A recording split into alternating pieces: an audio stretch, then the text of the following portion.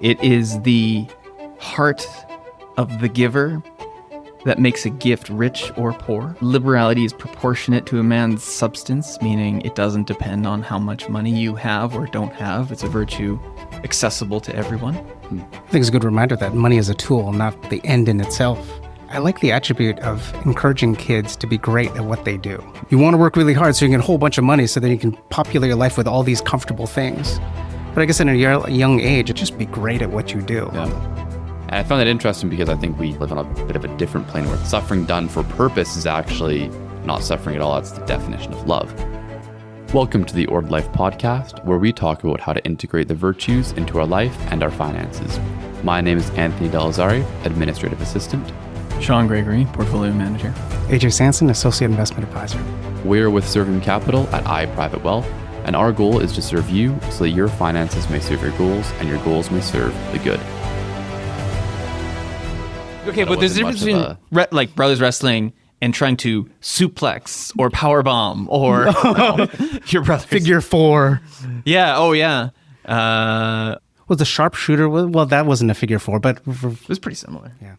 Ravishing Rick Rude, I'm of a different era of WWE. Jake the Snake? Choke slam. Oh, choke slam, yeah. That's My brother was visiting over the weekend. That was Undertaker's and move, he was wasn't it? choke slamming my children. And they thought it was The fantastic. greatest thing ever, yeah. It Yeah. was. Yeah. All right. Liberality. Liberality. Who's going to start?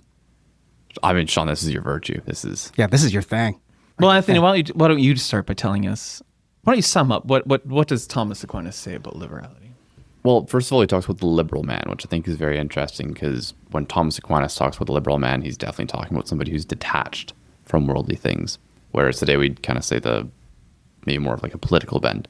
But I think liberality really speaks to being detached from earthly things, in our case, very much material things. And so what are you attached to? Well, you're attached to the good. You see material things as a means of actualizing the good. And the good is your highest aspiration in life. And in order to have that, you can't be attached to more worldly things. And so liberality speaks to being able to give with an open hand, so you're not holding anything back. And it's something that I suppose can be practiced at kind of any income level, even if you don't have income. But liberality as a virtue speaks particularly to money. So as much as we'd probably want to get into temperance, we already did a podcast on that. And detachment, which will definitely come up in this, liberality as a virtue in itself speaks directly to how we're supposed to be using money. I think it's a good reminder that money is a tool, not the end in itself. We kind of touched base on that in past episodes too, but it's very easy to just like, no, my goal is money and accumulate it all. Yeah. But like recognize it's a tool, so an element of an opportunity to detach from it. Yeah.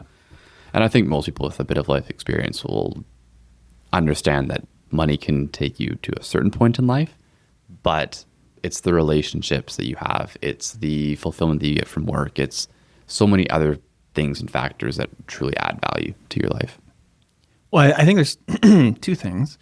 One is that losing sight of what it's for something, not just for its own ends. But then there's the control that the desire for money imposes on the rest of your life and how that leads to other bad decisions.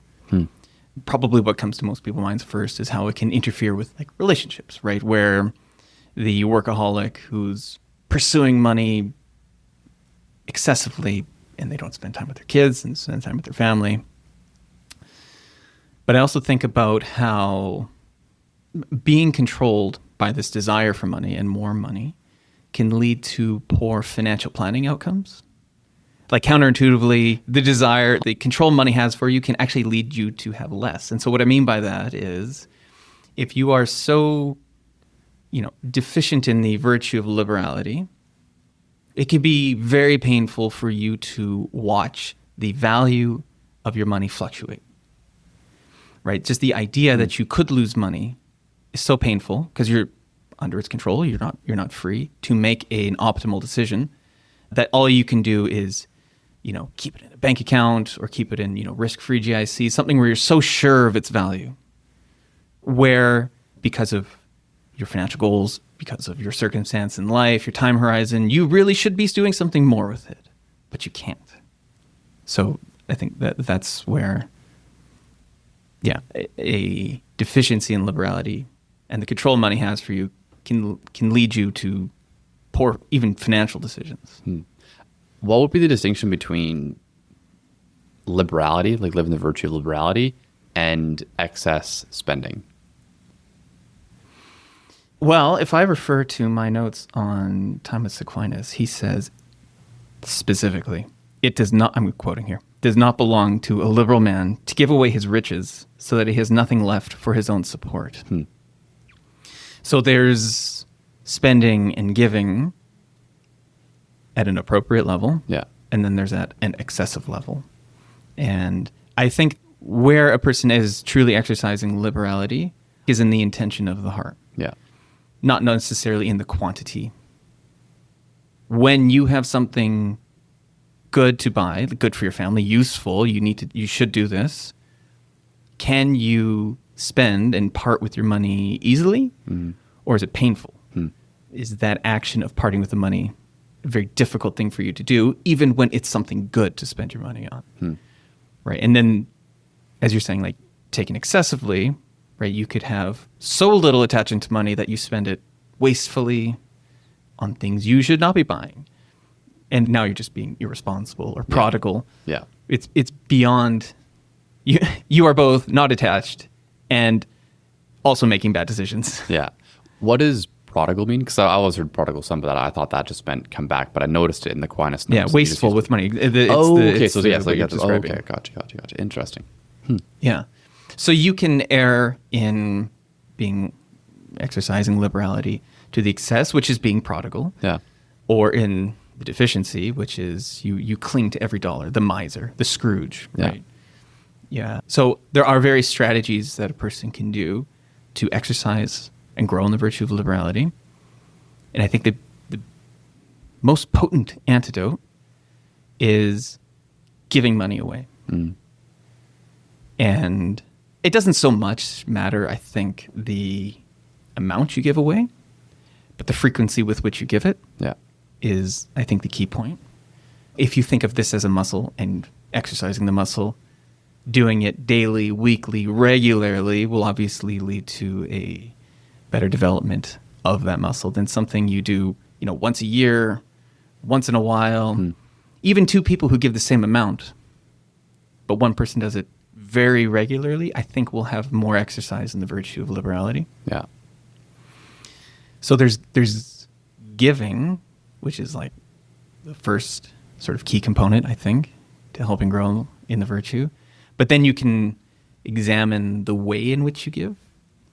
And by that I mean you can self-reflect on what it feels like when you give, the ease with which you give, or conversely, the pain with which you part from your money, and trying to practice not just giving, but giving easily speaks to developing that freedom from the control that money can have on you.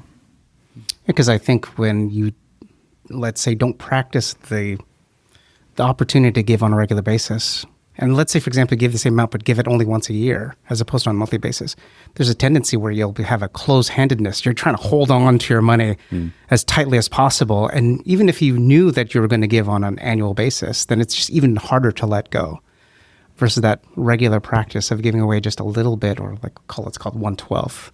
I suppose for a person who's giving once a year, they might come from a mentality where I have to have a certain amount in order to give. And if I hit that in a year, then I'm the one who's fully in control of that, as opposed to being able to give on a monthly or bi-weekly, whatever it is, basis. The other good strategy I have thought of to help a person grow in liberality is the way that we approach or think about our savings. So we should disaggregate the money we need to spend in the short term, your monthly living expenses, and then for the next few months, which we would call an emergency fund. And that is money, right? You need to use it on a regular basis to fund your whatever cost of living.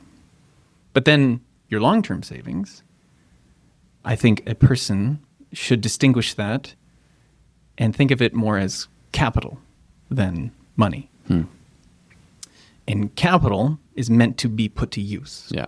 Productive use, useful to the world, useful to society. And it's It can take a variety of forms, but it can be building something you rent out, a business that's, contributing some usefulness. Right?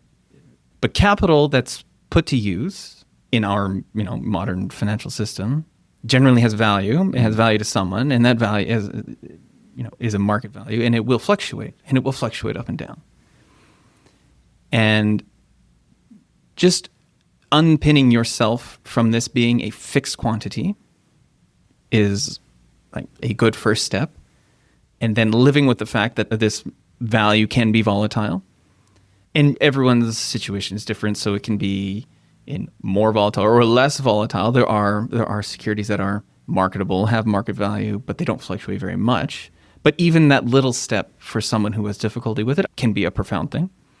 So walking out the risk ladder to an appropriate level, putting your money to work and not thinking of it as money, but thinking of it as capital in this useful way. But then understanding and accepting the fact that this is going to be a floating value. It is going to move up and down.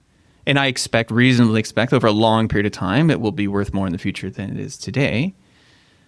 But I have to accept that along with what I expect or hope are positive returns, there's the risk of negative returns. There's the risk of a bad outcome. That's a possibility. And making peace with that decision, I think, can help a person grow in liberality. There's a tendency that we tend to live in the present in terms of thinking money in the present. So I can imagine if you're looking at the present, seeing valuation fluctuate, there's an anxiety that comes about with that and creates more of a reluctance as to, I don't want to do this anymore, as opposed to staying and enduring in this, especially if you're saving for a future long-term goal. And the reminders that we provide people is to remind yourself what's the end good that we're trying to accomplish, to focus on the future as opposed to just solely on the present. And if you put more weight on the future, then someone can endure the investing process. Mm-hmm. And if you think about the classic investor mistakes, it's that market falls, you panic, and you sell your assets at a loss. Because you're thinking at the present. I'm losing money right now. You've lost sight of what this was. This was for the future. It was for the long term. It was a business that you have confidence in. It's still going to grow into something good. But because of your attachment to the money, your attachment to this number, this market value, it led you into this poor decision, which I think is a deficiency in liberality. So making peace with these fluctuations, the volatility, the uncertainty, I think a step towards that path of being free from the control of your money. I think also accepting the fact there is going to be volatility, right? In that, and that's just for lack of a better term, that's the price to accomplish that end goal in mind. Yeah. I suppose if you're a business owner and the value of your business goes down because, I don't know, you had a bad year, you're not going to simply sell the business because it's bad. You really do have to, AJ, to your point, look at, what is the future of this? What is that possibility? I was listening to a podcast by a landscaping entrepreneur, and he was talking about how he got very stressed at the beginning of his endeavor buying a landscaping company up in Whistler because he was kind of in over his head. But there's this moment when he kind of thought, wait a minute, no, I can learn this. I'm able to do this. And it was a tough process, but it's very, very successful now. But yeah, there was that moment where it's like, how do we get value out of it? But what he loves about the business and about being an entrepreneur is that he's able to challenge himself and grow through all these different things, as opposed to seeing, in the investment world, viewing so much in the present that we just see value go down and then we're like, we have to get out. It's like, no, if you're really invested in what the purpose of this is, and again, speaks to your point about looking long term, it helps you to stick through with the challenging times. I think a challenge too of always looking at the present is because those values of the underlying investments are always available. You can look at your statement, you can ask. So one thing I was thinking of is a first step is accepting that there will be fluctuations. Yes, great. Right? And then I think that as a person grows in liberality, that could evolve over time to the point where, you check the value less and less often, right? Because you are more willing to think, this is the long term. I can ignore these fluctuations. And I'm not even concerned to look because I'm not taking this money out today or this year. It's actually not even important information to know. Now, I'm not saying people shouldn't check the value of their accounts and statements and properties and those kinds of things, but there is a frequency with which it is excessive, daily, minute by minute, or appropriate, which is, quarter to quarter or year to year. Like long-term investments, quarter to quarter fluctuations are essentially meaningless. But yeah, to getting to the point where you don't even feel the need to check very often, I think is a because you trust your end goal is good and the strategy in which to accomplish it is sound. But yeah, to your point, is like there's still importance to check, but a more reasonable time to check, knowing that the fluctuations are part of the process. Okay, I have some more quotes from Thomas Aquinas to read because they're too good not to read. Okay, it is the heart of the giver that makes a gift rich or poor. Mm-hmm. That liberality is proportionate to a man's substance, meaning it doesn't depend on how much money you have or don't have. It's a virtue accessible to everyone. You can think of the widow's mite putting in her last pence, who gave more than everyone else combined. I heard a story about that as well. It was, I believe, Alexander the Great. He was on horseback and there was a beggar, and the beggar was like, "Do you have anything for me?" And so Alexander the Great gave a bag of gold coins. And one of his servants was like, "Why did you give him that?" And he said, "Well, the nature of his need was small, but the nature of my ability to give was large. So I'll be judged on my ability to give and how well I fulfilled that, as opposed to did I meet this person's need." So yeah, to your point about the widow's mite, I thought that was a very, very interesting way of looking at that situation. Mm-hmm. And here's the last one I'll read. It belongs to liberality not only to use money, but also to keep it in preparation and safety in order to make fitting use of it. And I think of two things. I think of, this speaks to not being prodigal, right? The liberal man does keep it in preparation for some other future use, but also to make fitting use of it. I think it goes to what I was saying about to think of this as capital, to think of this as useful to the world in some way, and not to just sit in your bank account. Interesting, yeah. And I think people don't often have that conception when it comes to investment that, hey, this is useful to the world. Right. People just think, I want it to grow, I want it to be worth more. It's but they useful don't to me. think of the actual productive usefulness of it to the world. Interesting. Yeah, I can't remember who the quote is from. I should check this out because I use it all the time. But it was, I'll paraphrase, just lamenting how many good works were not done because of all the money that was stored up and not being put to good use. Is that so much the idea of like the best place for ideas is the graveyard, because so many people pass away without ever having put to use their capacities and good ideas or creativeness? Oh, that was more like an entrepreneurial quote, but yeah, I think it applies. Yeah. I think there's a consideration for what someone needs to create a distinction of how much money or resources they need. And then anything beyond that is excess, and the excess to be earmarked for these tremendous opportunities that may come about. And creating the distinction there to easily give away the excess by noting what that amount is for excess to give away. I have a question, because you guys are both fathers, and this has been something brewing in the back of my mind. How do you go about dealing with finances based on needs or based on wants when it comes to not only yourself, but especially in a family? Because I think the family is kind of like the perfect training ground for understanding liberality as we should live it as a society. So how do you allocate money to your children's needs if they want toys, if they want to do sports, that sort of thing? Or if they want a car in the future. I don't know if you guys have had those conversations. Yeah, my children are mostly too small for us to be doing a lot of that right now. My oldest is 10. Yeah. And their conception of money is $20 is a small fortune. Well, I think they think about money in quantities of Lego sets. Yes. Yeah. Makes sense. And it's hard to I don't know. Maybe AJ. I have nothing of value to add here because these are just questions I face. So one thing I have tried with my children is to teach them to think about things before just acting on them in the moment. Like I have given them money, taken them to the store, and said, "You are not allowed to buy anything. You're going to get excited about everything. There's something that's going to capture your attention, and you're going to want to buy that right now. Yeah. But what we're going to do is you're going to figure out what that thing is. Today, we're going to go home, and we're going to come back in a week from now, and we'll see if you still want it." Interesting. And I think never have they still wanted the same thing. Really? And I'm trying to show them that, like, yes, your emotions can lead you to make bad money decisions, can lead you into prodigality. But for them, like, money is just meant to be spent, and just meant to be spent on toys, really.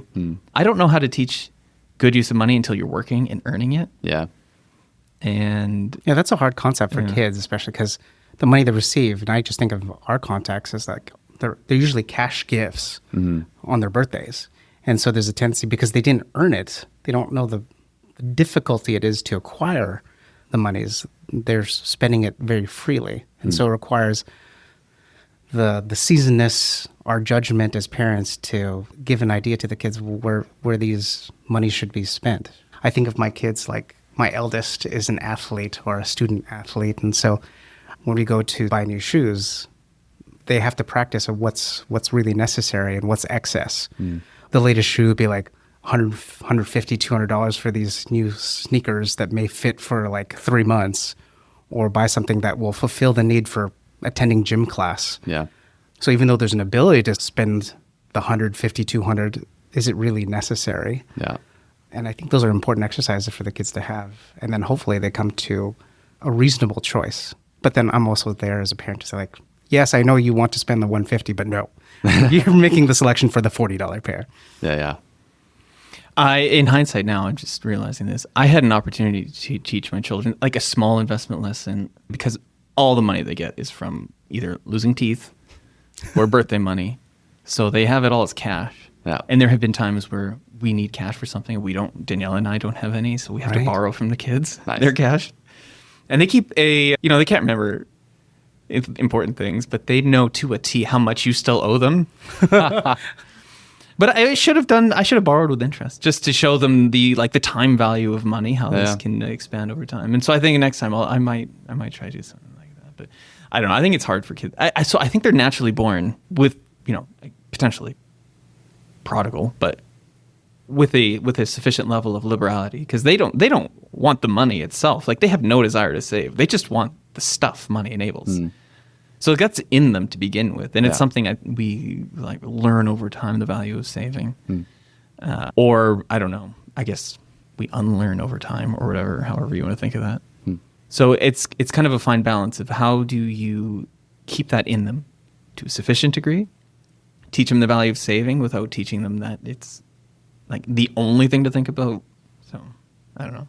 On that note, based on conversations that I've had with a number of friends around my age, like that teens into mid-20s, I've found that sometimes for parents, they can put the value of relating to money well ahead of the value of the virtue that enables relating to money well. How do you guys balance between, I guess as a parent, making sure that your kids wouldn't be raised in an entitled manner versus, hey, you have these talents. Like I'm thinking of my brother, brilliant mind. He didn't work a job in high school, but he did a crazy number of extracurriculars, and he got one of the most renowned scholarships in Canada, which was, well, if we assume that he would have had to work for all of high school, it'd be near equivalent to working a part-time job for all of high school. So the payoff there was astounding. How do you guys conceptualize going about that I suppose perceived dilemma between raising a kid entitled versus raising a hardworking kid who knows how to save? Or is there a tension between those two? Or is that something that we think exists? I don't know. It's complex. I think you kind of do it already when you had explained to think about what you're trying to buy before you actually go into the store. An element of patience that's there.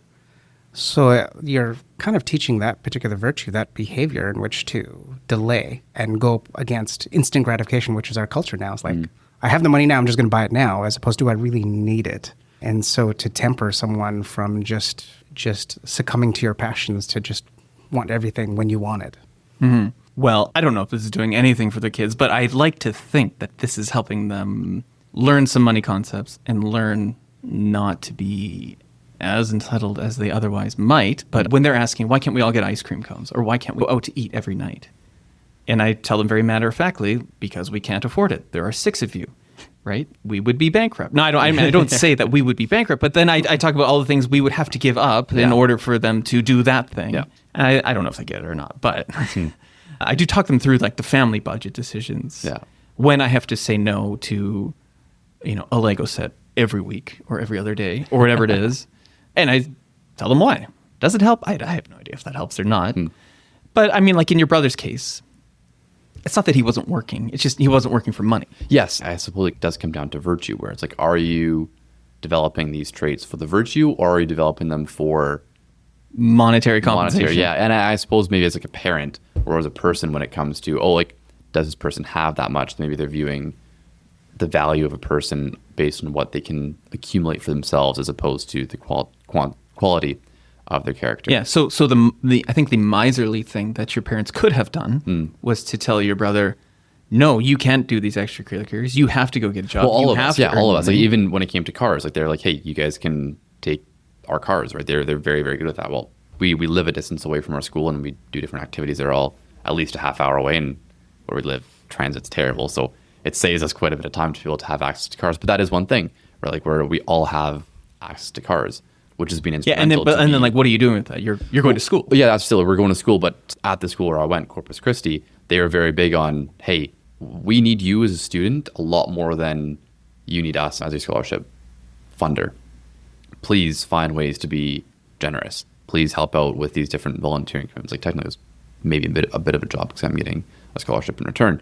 But it really pushed, I guess, like a liberality with time. I don't know if liberality does just relate to money. I suppose if you're giving up the ability to make money, in many cases, then you're giving time generously with an open hand. And I think that was a very, very good lesson that I learned from being able to be in that and position. I think a mistake a parent can make is to say, look, it's not worth your time unless you're getting money for it. Yeah, and Without seeing the actual value of these other And then you're prioritizing the money attribute as opposed to the love of and now the you're good work you're coaching trying to them do. in away from liberality and to an attachment. Exactly, yeah, because now it's like whatever you're doing, it has to be in exchange for some monetary value. And, And then you're prioritizing everything on the basis of what reward you're getting on a regular and everything's basis. viewed as transactional as opposed to being able to give. We've definitely talked in other podcasts, but that importance of being able to give, not just in terms of money, but in terms of being able to give of your time, of yourself, because ultimately, well, we'll back up one step here.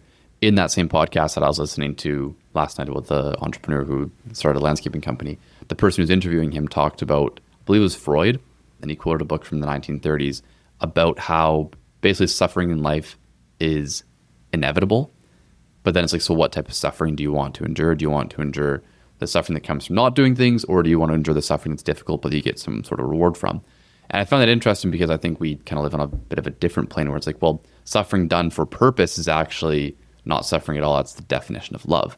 And so being able to give of yourself, of your time, of your whatever it is, that is love, which is not in any way a bad thing that's meant to be viewed as negative. So you're not trading, I guess on Freud's view within that, I haven't read much Freud, but it seems quite transactional to think, I have to suffer to get some sort of good in return. And that good, what is it going to be? Well, it's going to be money.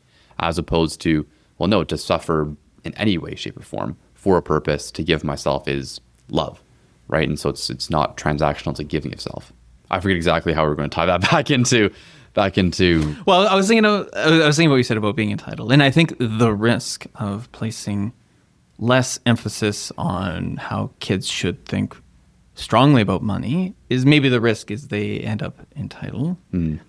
But maybe the way I think that you're hinting the parents have done is that they did not skip past the work ethic part, because there is a way that you can raise your kids and provide them with the things they need and not force them to work and pay their own way. There's a way to do that, but still have them, working hard in their lives for other things. Yeah. Or there's a way to do that and pay their way completely, never ask anything of them, and allow them to do nothing with their time. Yeah. And I think that is a path to entitlement. Yeah. But I do struggle with the question because part of me thinks I don't want them to think too much about money now at a young age. That's just it. Yeah. Yeah. What do you do, AJ? There are so many thoughts that are going in my head. I like the attribute of encouraging kids to be great at what they do. And to your point, Sean, is to not worry about the money attribute, because essentially once you attribute, like, you want to work really hard so you can get a whole bunch of money so then you can populate your life with all these comfortable things. But I guess in a young age, it's just like be great at what you do. Yeah. I'm thinking of my daughter who's going to volleyball/basketball camp at Trinity Western. Yeah. The cool thing about that opportunity is that it's being coached by the Trinity Western athletic staff, which are potential coaches if my daughter were able to accomplish the possibility of being a collegiate or university athlete. Yeah. So an encouragement for her is to not worry about impressing people or like who they're surrounded with, but like just be great, given your abilities to perform well. Yeah. And then trust that the rewards of that will come later. Yeah. Yeah.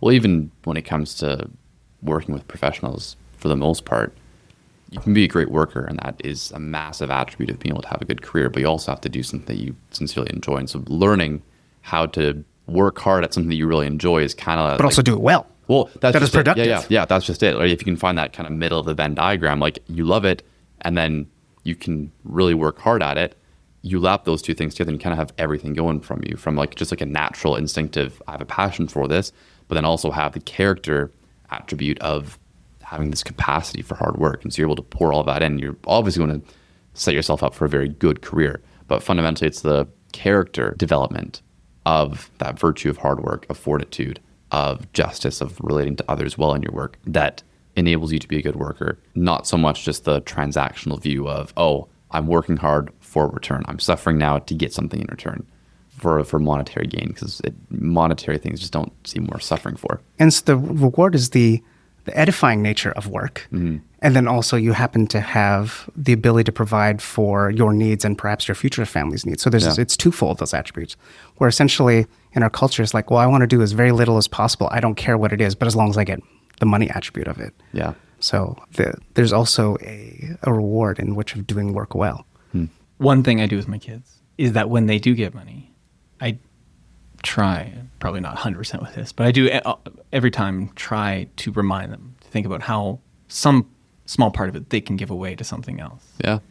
And to practice that too. Yeah, and so to consider that and to practice that from a young age, I think is important. There's a guy who I knew. He had like $100 or something when maybe he had, I don't know, like 500 in savings in his bank. And he was trying to find time to bring it to the bank, but he was too young, so his parents had to drive him. And he either kept on forgetting his money to bring to the bank when they'd go nearby, or his parents were just like, no, we don't have the time currently.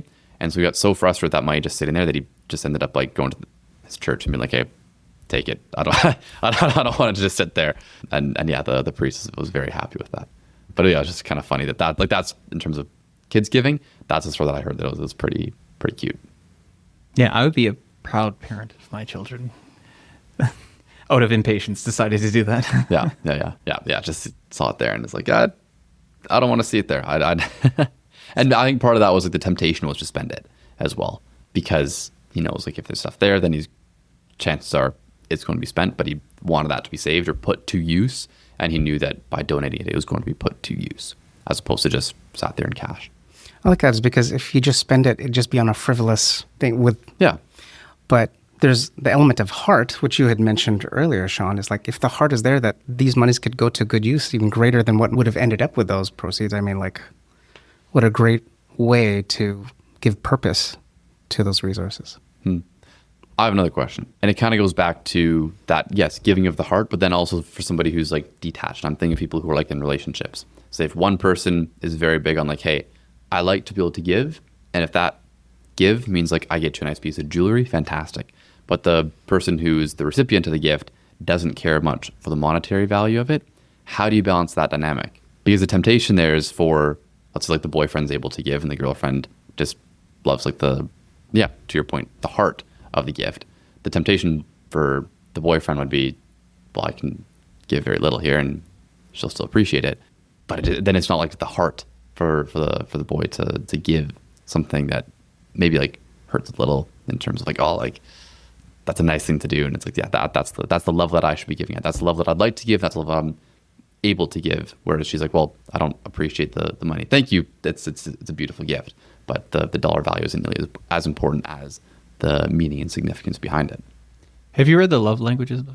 I was thinking of the exact same thing, right? Quality time, giving, gifts, physical touch, I forget the other one. Let's materialize this. I loved gift giving. Yeah, I was going to say. I am the boyfriend. I am the boyfriend in this situation, and my girlfriend is the one who's like, I don't care about the money, and I'm like, but I like to give like really, really good gifts, and sometimes that means like, yeah, we can just play around with what's given too. Okay, another example of this, like my cousin, he appreciates nice things, and he loves like if my love language is gift giving, he enjoys receiving gifts that are of good quality, just because he doesn't have need for things kind of lower quality. And so for his birthday, like I think what ended up being my family plus 4 friends ended up getting him like a nice bottle of cognac, a couple cigars, and some vinyl that he'd be able to use. And he loved it. Like yeah, still thinks it's like the greatest gift that he's been given.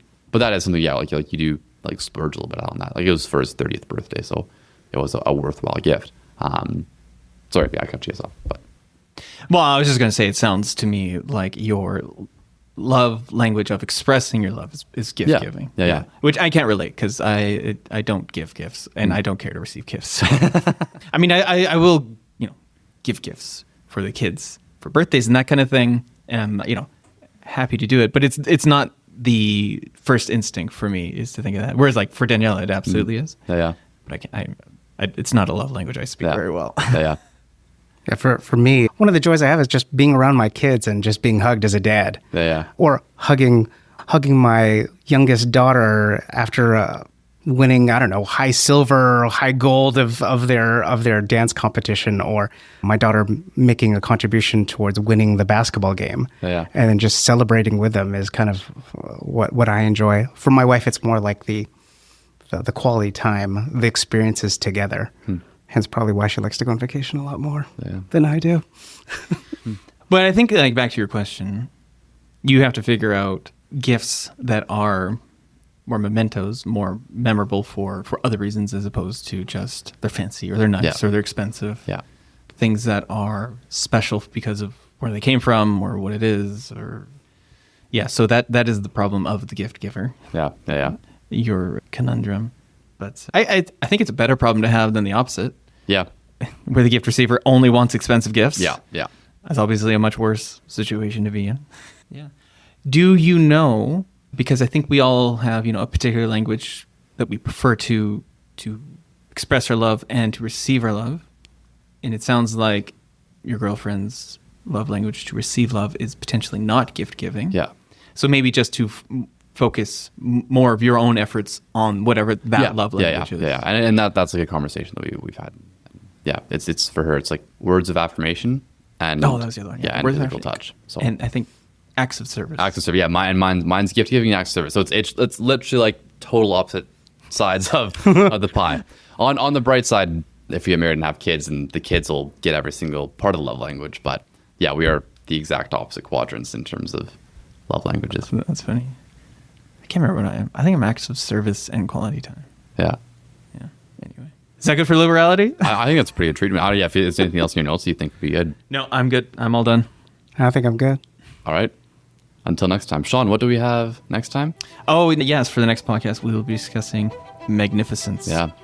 I loved the notes for that. I think that'll be really good. But we'll leave it there. Until next time.